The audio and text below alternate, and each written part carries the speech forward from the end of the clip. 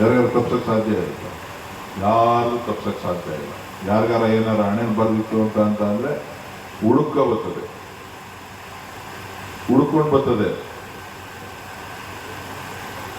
ಹಾಗಾಗಿ ನೀವು ಯಾರನ್ನು ಅಡ್ಡ ಹಾಕಕ್ಕೆ ಹೋಗ್ಬೇಡಿ. ಅಡ್ಡ ಹಾಕಿದ್ರೆ ಅವರು ನಾಯಕರುಗಳಾಗ್ಬಿಡ್ತಾರೆ.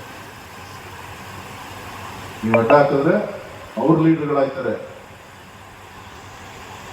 ನೀವು ಅಡ್ಡ ಹಾಕೋದ್ರಿಂದ ಏನು ಪ್ರಯೋಜನ ಆಗುದಿಲ್ಲ. ವಿಶಾಲ ಮನೋಭಾವವನ್ನು ಬೆಳೆಸ್ಕೊಳ್ಳಿ. ಇವತ್ತು ಸಿದ್ದರಾಮಯ್ಯನವರು ಬಂದಿದ್ದಾರೆ.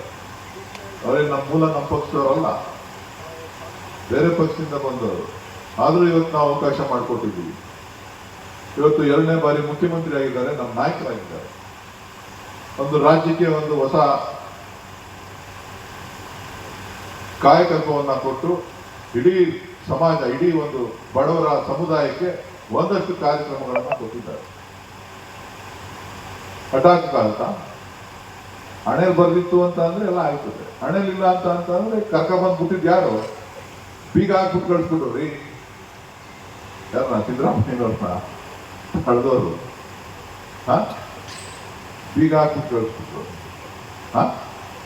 ಸಸ್ಪೆಂಡ್ ಮಾಡಿದ್ರು. ಅವ್ರ ಯೋಗ ಎಲ್ಲಿ ಬರ್ದಿತ್ತು? ಅಲ್ಲಲ್ಲ, ಇಲ್ಲಿ ಬರ್ದಿತ್ತು.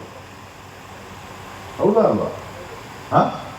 ನಿಮ್ಮ ಯೋಗನ ಯಾರ್ಯಾರು ಬರಬೇಕು ಅಂತಂದ್ರೆ ಬರ್ದಿರ್ತದೆ. ಯಾರನ್ನು ಅಡ್ಡಾಕಕ್ಕೆ ಹೋಗ್ಬೇಡಿ. ಯಾರು ಬರ್ತಾರೆ, ಇವತ್ತು ಪಕ್ಷ ವೃದ್ಧಿ ಆಗ್ಬೇಕು. ಇವತ್ತು ನಾವು ಒಂದು ಹೆಚ್ಚಿನ ಜವಾಬ್ದಾರಿನಲ್ಲಿ, ಹೆಚ್ಚಿನ ರೀತಿಯಲ್ಲಿ ನಾವು ಮತಗಳನ್ನು ಗಳಿಸ್ಬೇಕು. ಹಾಕಬಿಟ್ರು ಅಲ್ಲರಿ, ಅಲ್ಲಿ ರೈತರು ತಡಿತಾವ್ರೆ. ಆ ರೈತರ ಸಮಸ್ಯೆ ಏನು ಅಂತ ಅರ್ಚಿದ್ರಳ್ಳಿ ಅವರು ಪಾಪ ರೈತರು ಕೇಸ್ ಆಡ್ಕೊಂಡು ಒದ್ದಾಡ್ತಾವ್ರೆ. ಅವ್ರ ಕಷ್ಟ ಏನು, ಎತ್ತ ಏನ್ ಮಾಡ್ಬೇಕಪ್ಪ ಏನು ಅಂತ ಒಂದಿನ ಮೀಟಿಂಗ್ ಮಾಡಲಿಲ್ಲ ಕರೆದು. ಅವ್ರಿಗೇನಾರ ಒಳ್ಳೆ 4 ಮಾತಾಡ್ಲಿಲ್ಲ. ಒಳ್ಳೆ 4 ಮಾತಾಡಿ ನಾನು ಕೈಲಾದ ಸಹಾಯ ಮಾಡ್ತೀನಿ ಅಂತ ಹೇಳಲಿಲ್ಲ. ನೀವು ಅವ್ರ ಮೇಲೆ ಹಗೆತನ ಸಾರಿಸಿ ಅದನ್ನ ಅವರು ತಡಿತಾ ಇದ್ರೆ, ಇವ್ರು ಕನಕ್ಪುರ್ಗೆ ಎತ್ಕೊಂಡ್ತಾ ಇರ್ತಾರೆ. ಕನಕ್ಪುರ್ಗೆ ಎತ್ಕೊಂಡು ಹೋಗೋ ಅವಶ್ಯಕತೆ ಇಲ್ಲ ರೀ. ನಾನು ಅವತ್ತು ಹೇಳ್ತಾ ಇದ್ದೀನಿ, ಇವತ್ತು ಹೇಳ್ತಾ ಇದ್ದೀನಿ.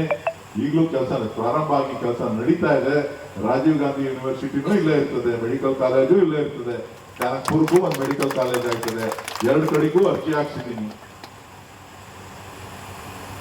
2 ಕಡೆಗೂ ಅರ್ಜಿ ಹಾಕ್ಸಿದ್ದೀನಿ. ನೀವು ಅರ್ಜಿನೇ ಹಾಕ್ಸಿರ್ಲಿಲ್ಲ, ನೀವು ಬಾಯ್ಬಿಡ್ತಾ ಇದ್ದೀರಿ.